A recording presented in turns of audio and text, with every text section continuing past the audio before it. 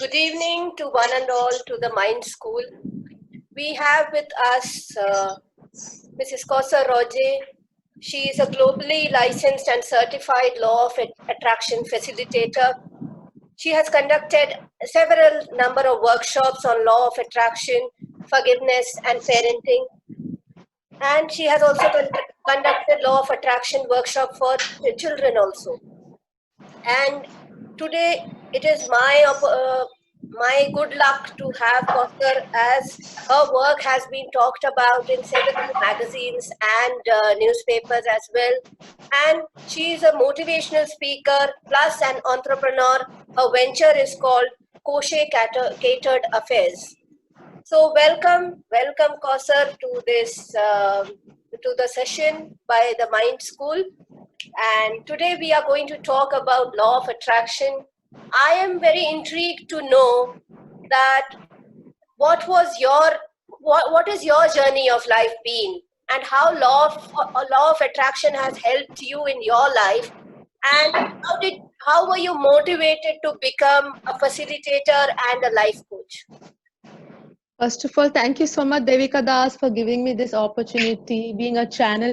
I must tell you that this was one of my manifestation, and you are the channel for it. So thank you so much. And secondly, thank you all my viewers to join us. It's a pleasure to have all of you on board. Yeah, journey to my life has never been a cakewalk.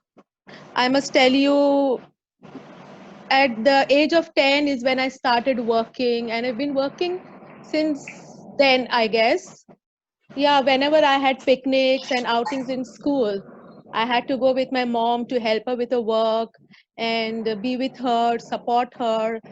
And yeah, when I was in 10th, I would give tuitions to the students of class 8. So in case I had a science exam, they had also a science exam. So I would prepare them first and then I would study. So yeah, that's how it's been. It's not been very easy, but yeah, it was good because you need contrast in life, you need challenges in life. And I think all those experiences are paying off now. And then I got married. Of course, it was a very different culture. My husband was from a very different background. I was from a very different background. Our cultures were very different. So again, it was a challenge. And then I had my babies. Yeah, now they are quite young. One is 23, and one is 19. And I had gone through a phase of depression for around 12 years, 12 to 13 years, acute depression, where I would be admitted to the hospital every 20, 25 days, and I was always on drips and stuff and all. And one day I really got fed up, and I started looking online for the um, side effects of all the medicines I was taking, the antidepressants which I was taking. And it told me that I was getting blurred vision, palpitations, shivering in my body, and swelling in my body, and graying of my hair. And then I realized that it wasn't worth it. And I realized that nobody can help me in this. It's just myself, and I have to help myself in all this.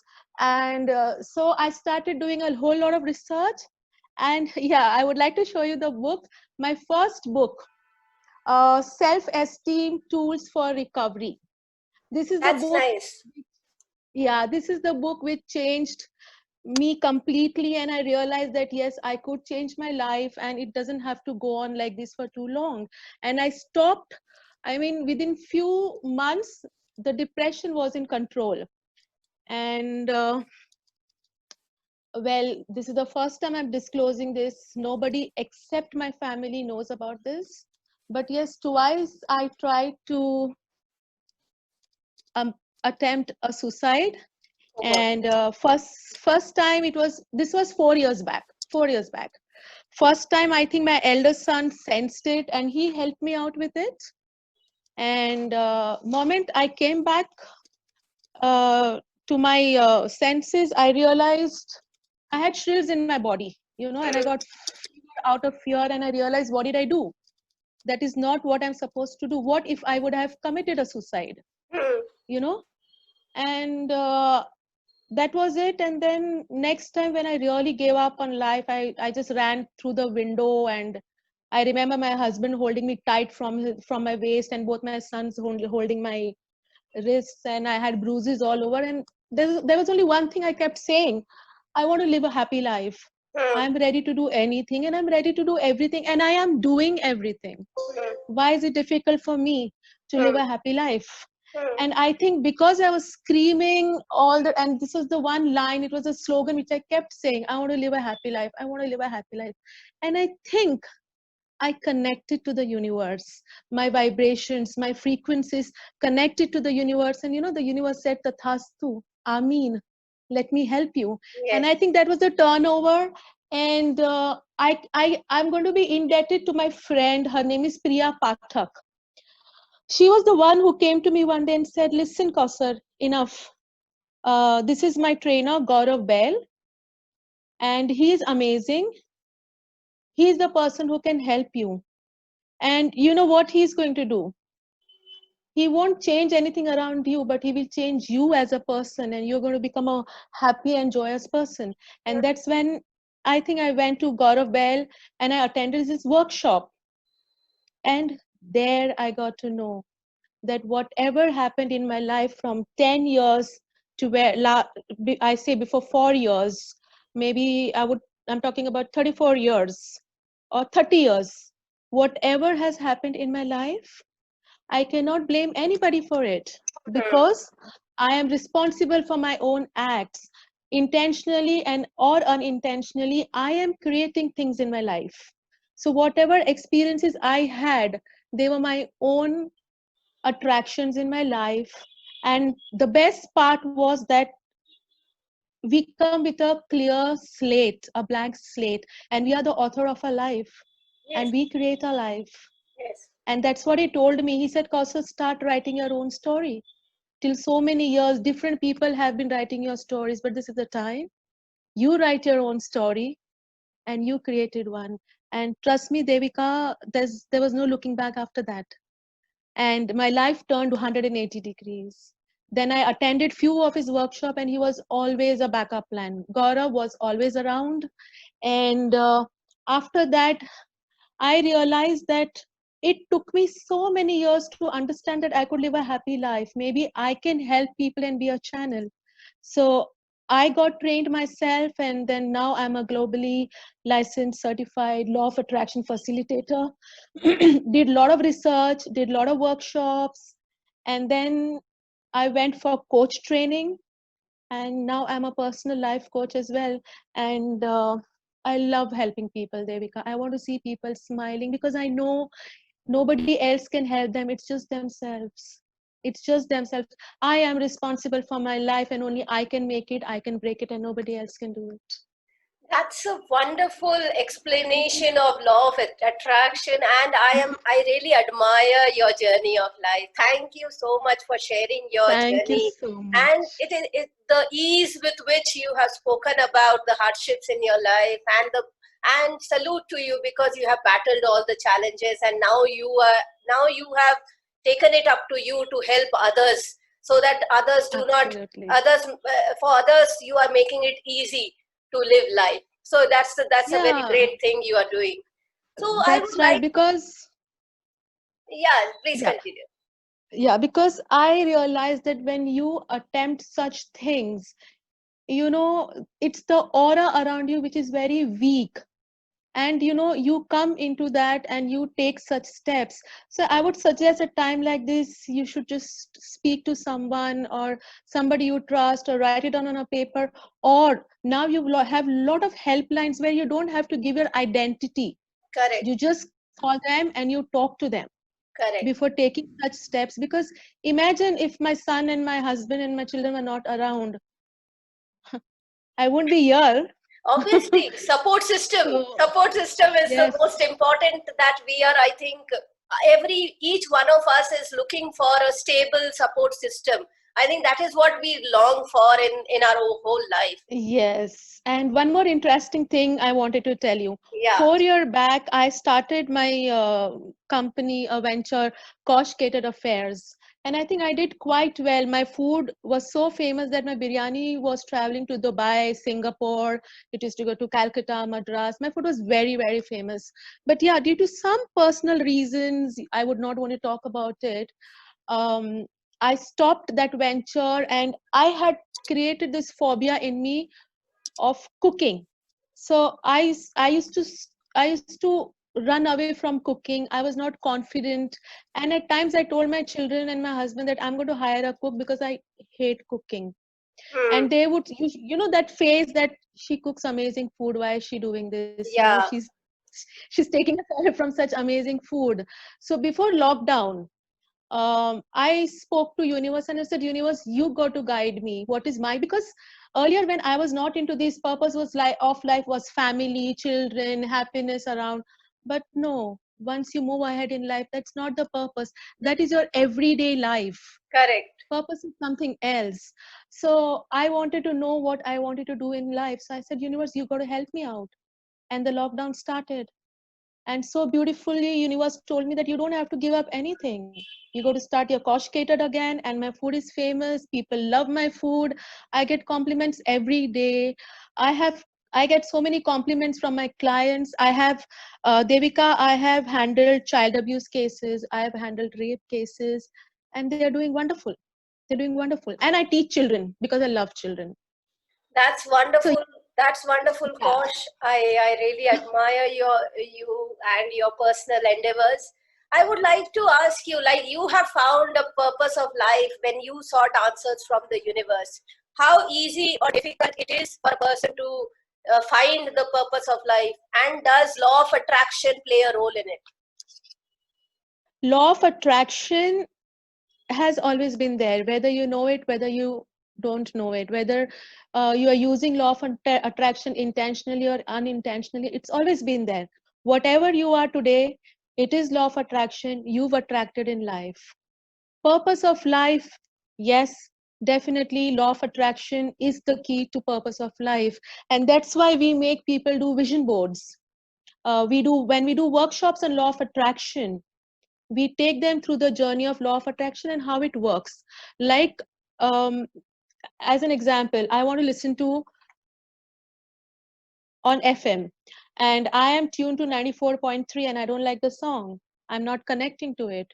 So I want to listen to a better song. So I'm going to tune my frequency to 95.0 so that I can listen to my favorite song. But unless I connect the frequency correctly, I'm not going to listen to that song.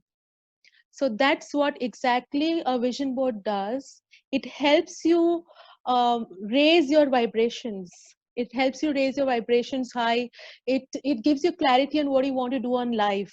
And that's why when we do vision board, we call it a vision board party, because it's supposed to be a very happy activity, because you're going to be involved in something which you want out of life. So yes, visualization is the key, vision board, and of course meditation. You clean your house every day, right? You do sweeping, you do mopping every day.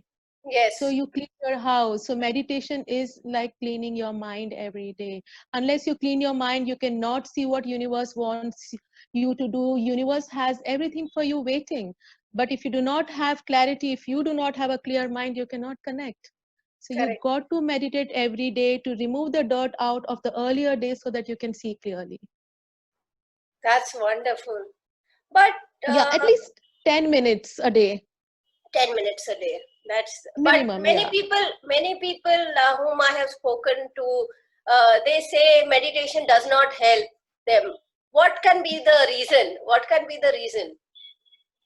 Uh, I would give you a simple example. Okay. I was teaching in a school where meditation every day in the morning in the assembly was a must. And there were rules. Children were not supposed to move. Children were supposed to sit straight with the back straight. Children were not, even if there's some itching, they're not supposed to do that. So there was this thing created in children that, okay, oh God, meditation time. And when you are asked to meditate, everything start happening to your body. The things which do not happen will happen in your body. You'll start scratching here, you'll start scratching here, and then imagine you have to sit and focus. How would you focus? So I think the real essence of meditation is not taught. Meditation is just noticing your breath, understanding your breath, feeling your breath. That's meditation. That's Meditation is not holding your body tight and sitting erect. That's not meditation. that's a Taking very valid point that you make, because when you say meditation, for me, I since I am a writer, many a times I have felt at ease when I am writing. Writing works as a therapy for me, because absolutely. I am focused only on writing. Nothing else distracts me. So I think meditation, the definition that you have said, that it is only about focus and not about like having a certain posture, or so basically it is like focusing on your thoughts. Am I right? Meditation, your mind is like a small child. When you tell a child not to touch the switch, the child will want to do it. When mind is like that, when you tell your mind don't give me thoughts, the mind is going to keep giving you thoughts. It is going to make peace with it. Say, okay, fine, I'm there with you. Give me some time. Make peace with it. When you're showering, just close your eyes, and the voice of the water is meditation. The sound of a fan is meditation. It's just calming down your mind and not forcing it to stop thinking. Once you get into the habit by itself, it's going to start working and it's going to be amazing. It's very rejuvenating. That's really nice what you have said right now, because it makes a lot of sense, and it makes a lot of practical sense, because there are so many people who have given a different meaning of meditation. They are like, okay, you have to keep your body erect, you have to just focus on one point. But I think your definition of meditation is much more easier to follow, and people won't get weird thoughts about meditation.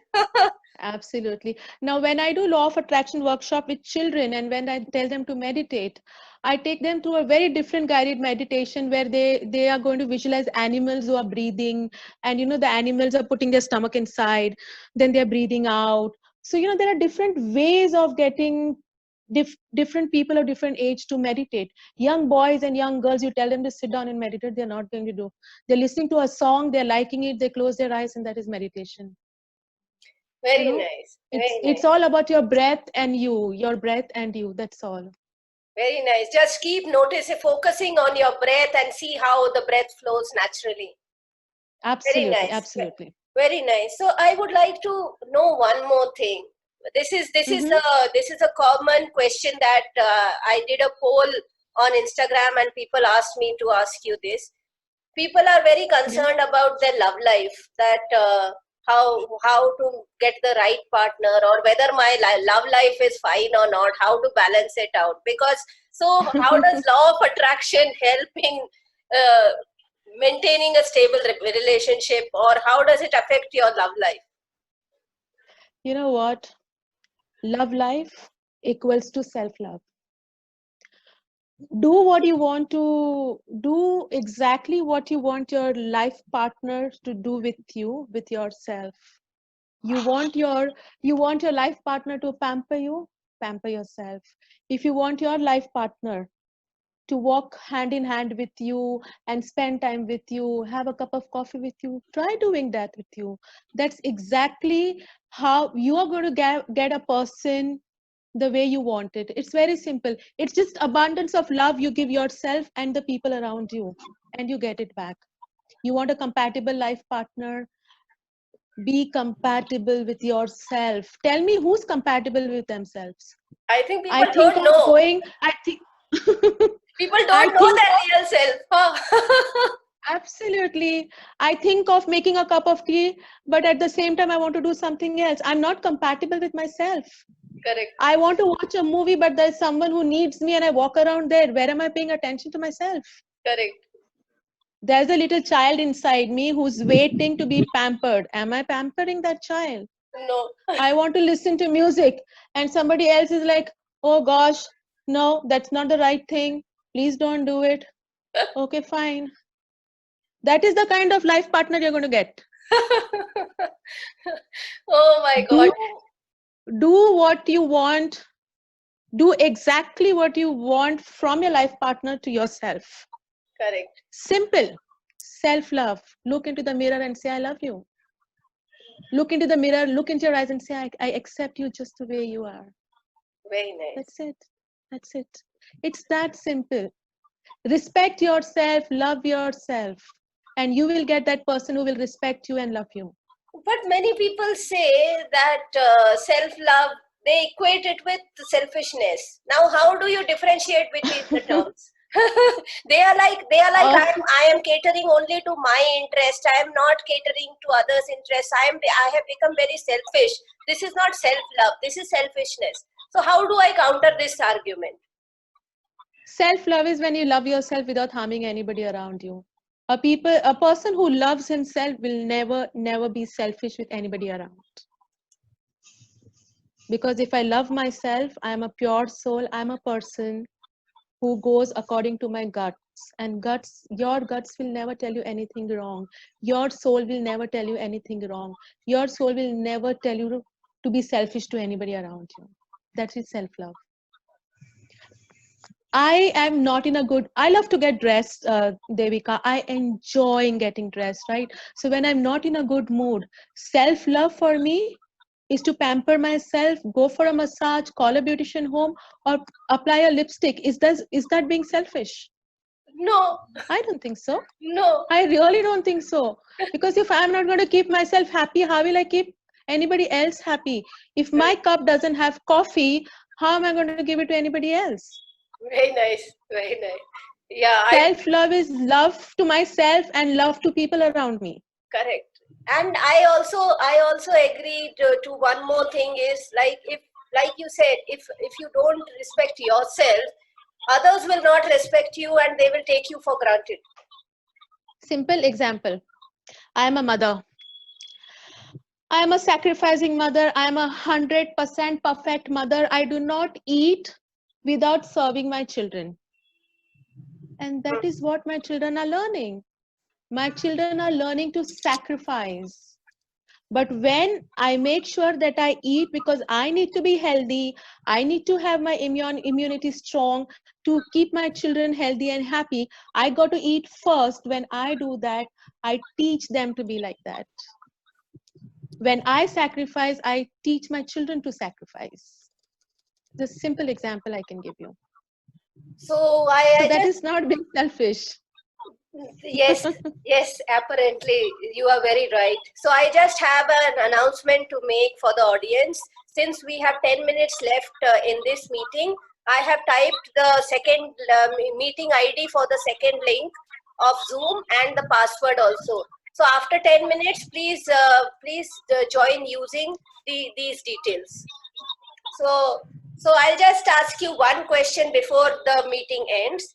That is, sure. How does law of attraction affect our health, physical health? Devika, this is a question which will take some time. You want to ask me something else before that? Because when we go to the next link, we'll talk about health. I need some time to explain. Okay, so you tell me what makes you happy mostly.